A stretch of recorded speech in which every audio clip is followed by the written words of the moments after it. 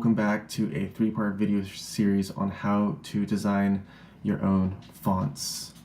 So after the last video, we left off at Photoshop with this final clone stamp visible layer sitting at the very top, showing us the final touch-ups that we did in Photoshop to make it look ready to import for the next step. So go ahead and open Adobe Illustrator. And once you got that open, open up a brand new file. We're going to customize this by pixels, 1000 by 1000. The program that we do in the third and final video requires the height to be 1000 pixels. So click Create. I'm currently working in Workspace Essentials. Let's start off with making some guidelines. The guidelines that we make are going to be based off of the type of vocabulary. So I'm going to just zoom in pretty close to a corner using my zoom tool over here. And once I'm zoomed in enough, I'm going to click Command R on the keyboard. And that's going to bring up my rulers on both my X and my Y axis. And these rulers should be based out of pixels. If they're not, you can always control click on top of the ruler, make sure that we are measuring in pixels. Use the spacebar for my hand tool to drag my artboard to be exactly where I can easily line everything up and measure them. Use the selection tool and hover over the ruler at the very top and click and drag on top of the ruler to pull out a guideline. The first one that we make is going to be at 0, and I'm just dropping them off on the left side over here. It's going to be the pixels that I'm going to read off. Just do the same as I do. I've already measured them. Drag the next one, and that should be to, let's go 60 pixels. I'm going to use the spacebar with my hand tool to move down to 300. Let's see, I see 300 about there. If I line up my artboard closer to the ruler, it's easier to get a good accurate measurement. Let's drop that off at 300. Continuing down to 700. There's 700. Now we're going to do, let's drop it off at 940. And the last one is just going to be the 1000 pixels, which is the end of the artboard. Let's zoom out and see what we made. So the A center height should be at 0. The cap height, that's measured at 60 pixels. The X height is at 300. The baseline is measured at 700. The decenter is measured at 940. And then I just drew an extra grid just to show us where the end of our artboard is. Let's close out of this, and we can begin the main part of the tutorial, which is taking what we made in Photoshop, putting that into Illustrator, and vectorizing all of our characters. Let's switch back to Photoshop. Double check to make sure that the very top clone stamp visible layer is selected. Don't select anything from below. We're going to be working based on the information in that layer.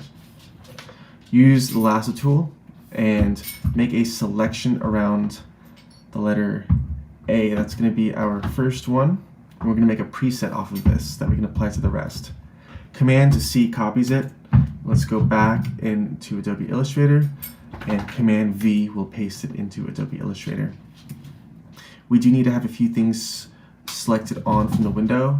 We need to make sure that we have layers selected on, image trace on, and Pathfinder. Go back to window, Pathfinder. I've put all of these over here on the side for my convenience. I suggest you do the same. It'll make the workflow a little bit easier if they're all organized in a place where you can find it. So starting off with image trace. So right now everything's grayed out. I'm just going to zoom in so we can see what we're working with a little bit better. So I'm going to, with my selection tool, just click it once, and that should activate image trace and give us the chance to make our own adjustments. Let's click logo here in that auto detect.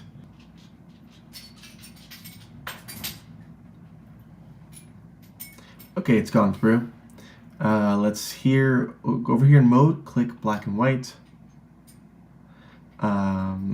we want to make sure that we have ignore whites checked on. So turn on ignore color, and then with your color picker, choose white. And we want to play with the threshold to whatever your liking is. I think everyone's font might be a little bit different for what you prefer to use. And also same for paths, corners, noise. You can find that by clicking this little drop down arrow over here. Play around with these to see if you can get as close to your liking as you please. Okay, before we click expand, let's click this little menu over here to manage the presets, and we're going to save this as a new preset. That way we can apply it to all the rest. Name it something like font vector preset. That's fine. Click OK. And then from here, let's go back, re-click the letter, and click expand. So now everything should have been expanded. Look at that. We have vectorized our image from Photoshop over here. Next up, we're going to click Object Ungroup, and we're going to do that twice. Let's highlight everything one last time, and come over here to Pathfinder and click the very first one, which is going to unite everything that we just highlighted as a compound shape, and that will be acting as our letter A. We can change colors with it. It is functioning currently as its own shape.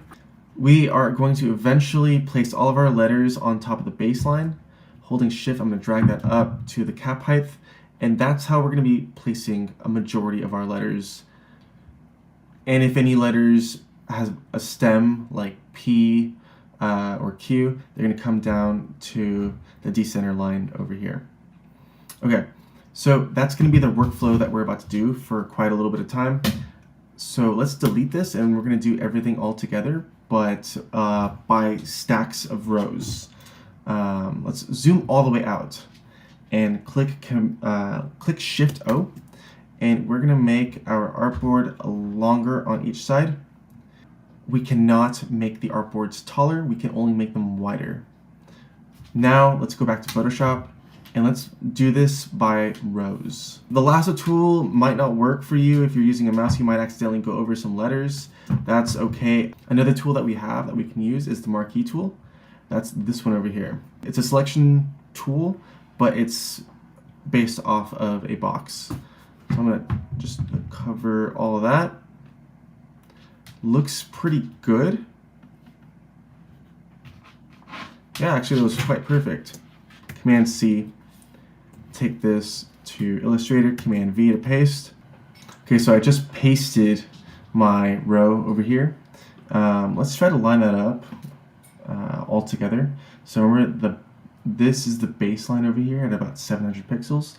I'm gonna hold Shift and scale it up and drag it until it's about properly lined up between the baseline and the cap height. More or less, that's okay.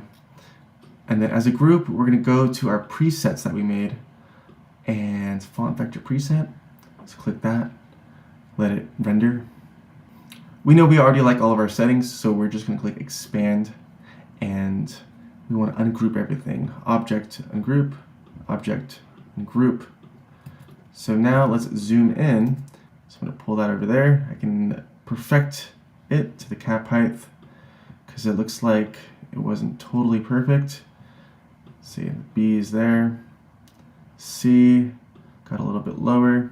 Go ahead and make sure every letter is lined up according to the baseline and the cap height. Okay, looks good from here. And the last step, we're going to come over here, highlight just one character at a time, and we're going to use our Pathfinder tool to make everything united as a compound shape.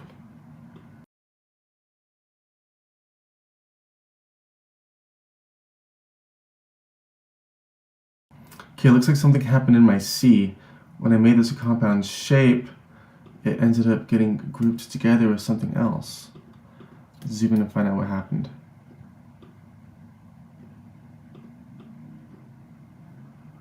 What is this?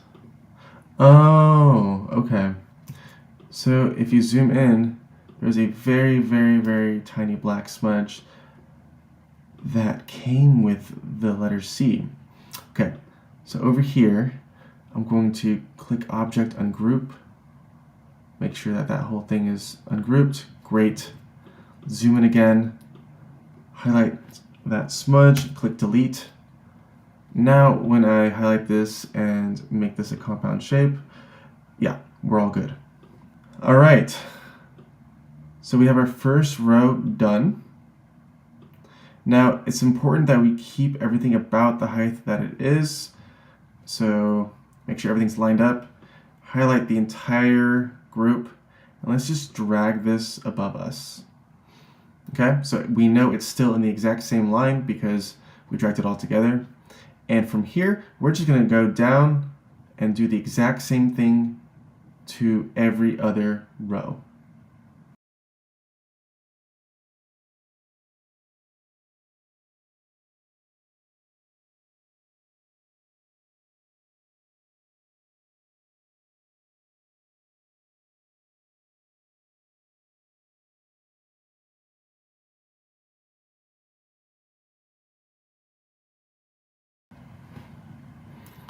So I want to take a moment here to talk about the symbols. This is things get a little bit different because each symbol, sometimes they have their kind of floating pieces that are not connected to one another, like everything that you see over here. We're going to do all of our steps normally. So let's do the drop-down menu, click Font, Vector Preset, expand that. So that's all good for now, and then we're going to do Object, Ungroup again. Okay. So as of now, things are looking good, but what I need to point out is when we, let's see here, let's get that one away. So this is going to be a separate character than this, okay? When we import this into our final step in the next video. So let's highlight this piece over here, and this is going to be united by itself, and this side of the parenthesis is going to be united by itself. Same for all of these over here. We're going to unite that one by itself, unite this one by itself. The equal sign, we want to highlight both and unite those together. So now these two are as one. This we can unite by itself. Same for the minus sign. The quotation marks, let's highlight these two shapes over here and unite those, and select these two shapes over here, unite those as their own compound shape. That's by itself. This is by itself, and the question mark also needs that period underneath it. So highlight both and then unite them. Alright guys, so we have just gone through and we have used image trace on every single row of characters from our Photoshop file. So now we no longer need our Photoshop open. You can go ahead and close that. I want to show you a couple more tools that might help you clean up your letters before we export our work. So zooming in on the A, we can see that the side of the A, it's really squiggly and it had some issues when it was going through the image trace vectorized conversion. So the first one I want to show you is if we click the three dots over here and find the pencil that looks like it's got some three swirls in it, that's our smooth tool. Click our smooth tool. Oh, make sure you use your direct selection tool. Click the character that you want to work with to reveal all of your anchor points. Now go back, find the smooth tool. With the smooth tool, I want to draw as straight of a line as I can following my anchor points. And what the smooth tool is going to do is it's going to try to straighten every single one of these anchor points that I'm touching. Let's go back over here. It's getting better. Let's see. Lost my smooth tool. Straighten these out over here. And we can see that it's getting better. Let me show you the before and after that last one. Here's after the smooth tool. Here's after the smooth tool, and here is before the smooth tool. The next tool that I want to show you is the scissors tool. Let's say we wanted to, I don't know, decide last minute that we want to recycle this E for the letter F, that we prefer how this E looks. Our scissors tool is hidden under the erasers. You can also use the letter C to activate that as a shortcut. And I'm going to click with the scissors tool over here and over here. And that just made a cut into my shape. Take that off and I can delete that. And for example, that's just a quick way that you can create the letter F from the letter E. We can also use the skills that we already know, the direct selection tool. We can pull that out. We can use the pen tool, add a new point. Just don't forget that you have other skills that you've learned in Adobe Illustrator that you can play with.